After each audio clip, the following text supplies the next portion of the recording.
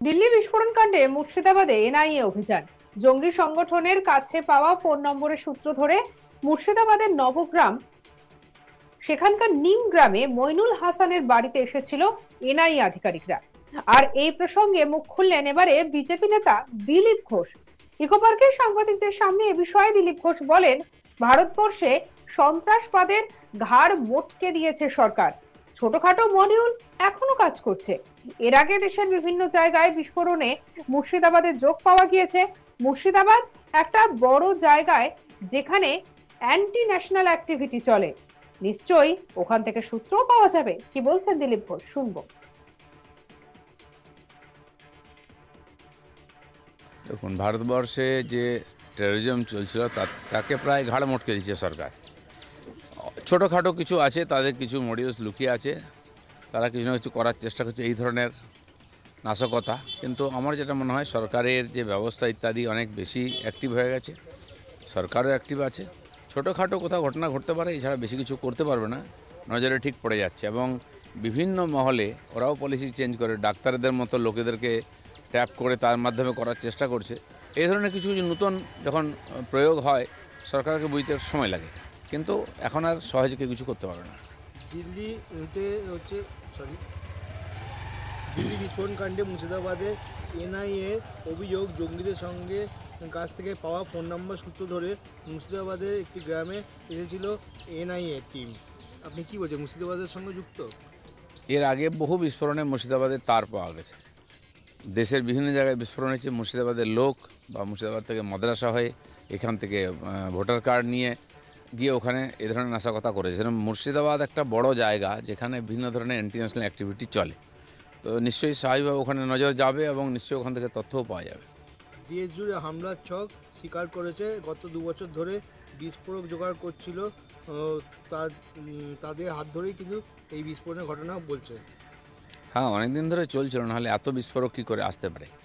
যাই হোক, ধরা পড়েছে, কিন্তু একটা ঘটনা তো হয়ে গেছে দুর্ভাগ্যজনক। বাকিগুলো নিশ্চয়ই সরকার এবার সামলাবে। কলকাতা সহ বিভিন্ন জায়গায় কিন্তু তারা বিস্ফোরক করার চেষ্টা করেছিল। সবসময় চক্রান্ত চলতে থাকে এখানে, সরকার সতর্ক থাকার জন্য সম্ভব হয়নি। আরও নিশ্চয়ই এরকমের কোথাও কোথাও চলছে চক্রান্ত।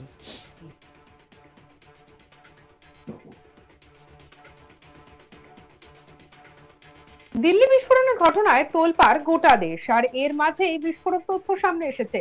বাংলার যোগ রয়েছে দিল্লি বিস্ফোরণের ঘটনায়, খতিয়ে দেখছে জাতীয় তদন্তকারী সংস্থা। মুর্শিদাবাদের নবগ্রাম থানার নিমগ্রামে চলে একটি অভিযান। আর এদিকে মইনুল নামে এক ব্যক্তির বাড়িতে যায় এনআইএ তদন্তকারী দল। মূলত গুজরাট জিহাদি ষড়যন্ত্র মামলার তদন্ত করে এনআইএ। আর এবার এই তদন্ত করে দেখা যাচ্ছে দিল্লি বিস্ফোরণের সঙ্গে এর কোনো যোগ রয়েছে কিনা। দিল্লি বিস্ফোরণের মধ্যে মুর্শিদাবাদের একাধিক জায়গায় এনআইএ অভিযান চলেছে বুধবার দিনভর। জিহাদি সংগঠনের কাছে পাওয়া ফোন নম্বরের সূত্র ধরে অভিযান চলেছে বলে জানা গিয়েছে। বুধবার মুর্শিদাবাদের নবগ্রাম থানার নিমগ্রামে মইনুল হাসানের বাড়িতে আসেন এনআইএ তদন্তকারী দল, তাকে জিজ্ঞাসাবাদ করেন।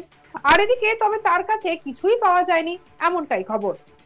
সূত্র মারফত জানা যাচ্ছে যে বুধবার মুর্শিদাবাদের নবগ্রাম থানার নিমগ্রামে মইনুল হাসানের বাড়িতে আসে এনআইএ তদন্তকারী দল এবং তাকে জিজ্ঞাসাবাদ করা হয়। মইনুল হাসান কখনো দিল্লি আবার কখনো মুম্বাইয়ে পরিযায়ী শ্রমিকের কাজ করতেন। দিল্লিতে কাজ করার সময় একজন বাংলাদেশির সঙ্গে থাকতেন মইনুল হাসান, আর এদিকে তার সঙ্গেই যোগাযোগ ছিল মূলত। এছাড়াও সেই সময় কিছু জিহাদি সংগঠনের সদস্যদের সঙ্গে যোগাযোগ হয়েছিল তার। বর্তমানে দিল্লিতে বিস্ফোরণের পর এই মইনুল হাসানের ফোন নাম্বার পেয়েছে তদন্তকারী আধিকারিকেরা। আর এদিকে সেই ঘটনার সূত্র ধরেই মইনুল হাসানের বাড়িতে তল্লাশি চালায় এনআইএ। এছাড়াও মুর্শিদাবাদ জেলার বিভিন্ন প্রান্তে তদন্তকারী আধিকারিকেরা ঘুরেছেন এবং জিজ্ঞাসাবাদ করেছেন। কি বলছেন মইনুল হাসানের ভাই আসার হোসেন, শুনবো।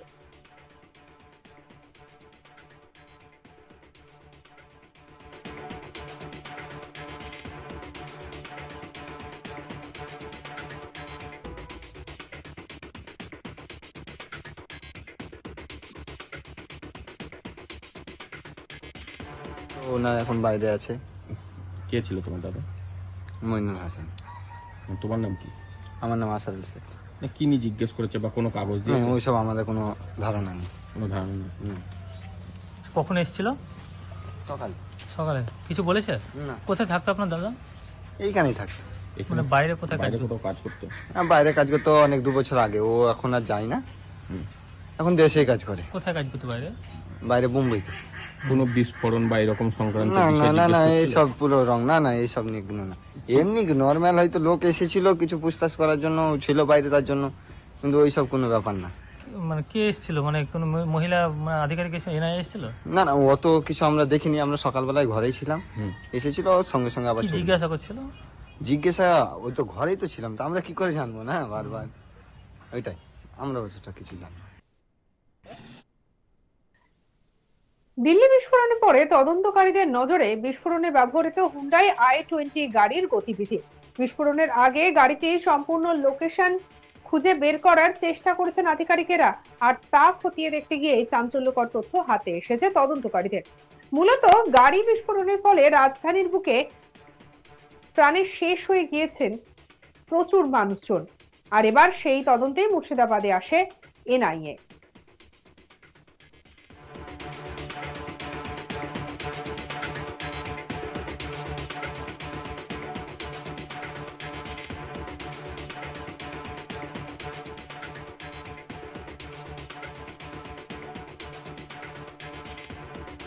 চলুন আরো একবার শুনে নি যে দিলীপ ঘোষকে যখন জিজ্ঞাসা করা হয় এই বিষয়টা নিয়ে, তিনি ঠিক কি জানিয়েছেন। দেখুন, ভারতবর্ষে যে টেরোরিজম চলছিল তাকে প্রায় ঘাড় মটকে দিচ্ছে সরকার। ছোটোখাটো কিছু আছে, তাদের কিছু মডিউলস লুকিয়ে আছে, তারা কিছু না কিছু করার চেষ্টা করছে এই ধরনের নাশকতা। কিন্তু আমার যেটা মনে হয় সরকারের যে ব্যবস্থা ইত্যাদি অনেক বেশি অ্যাক্টিভ হয়ে গেছে, সরকারও অ্যাক্টিভ আছে। ছোটোখাটো কোথাও ঘটনা ঘটতে পারে, এছাড়া বেশি কিছু করতে পারবে না, নজরে ঠিক পড়ে যাচ্ছে। এবং বিভিন্ন মহলে ওরাও পলিসি চেঞ্জ করে, ডাক্তারদের মতো লোকেদেরকে ট্যাপ করে তার মাধ্যমে করার চেষ্টা করছে। এই ধরনের কিছু কিছু নতুন যখন প্রয়োগ হয় সরকারকে বুঝতে সময় লাগে, কিন্তু এখন আর সহজে কেউ কিছু করতে পারবে না। দিল্লিতে হচ্ছে